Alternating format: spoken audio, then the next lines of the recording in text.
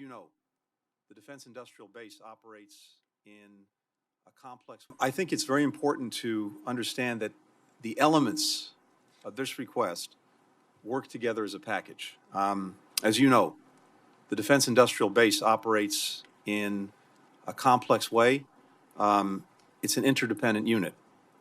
Making these investments together allows us to do what's needed to strengthen the defense industrial base and to seize the benefits and efficiencies that come from making these investments together rather than making them piecemeal.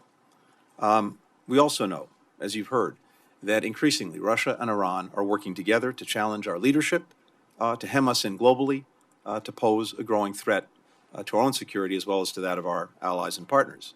To Israel at the speed of war. We're seeing the profound connections here. What happens in Ukraine, what happens in the Middle East also matters for the Indo-Pacific. Beyond Europe, we know that our allies, as well as our adversaries, as well as our competitors, are watching that conflict. They're watching our response. The export of food and food products for our adversaries, be they states or non-states. This is all one fight, and we have to respond in a way that recognizes that.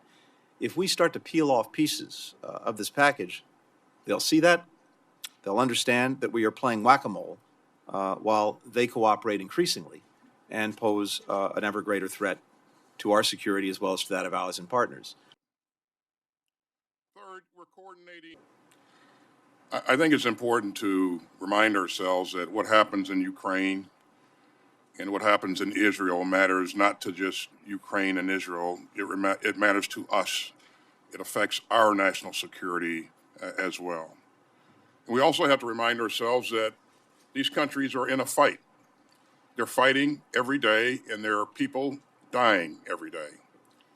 And in Ukraine, Putin continues to attack civilians and commit war crimes that are despicable. And so these countries urgently need the resources to ensure that they can continue to defend their sovereign territory. Continue to open up those grain corridors and provide. In Ukraine, Putin has felt that he could wait us out, and that's part of his strategy. It's the main part of his strategy. He feels that the West will get tired of supporting Ukraine, and he'll soon have his way. If that's the case, if we don't support Ukraine, then Putin wins.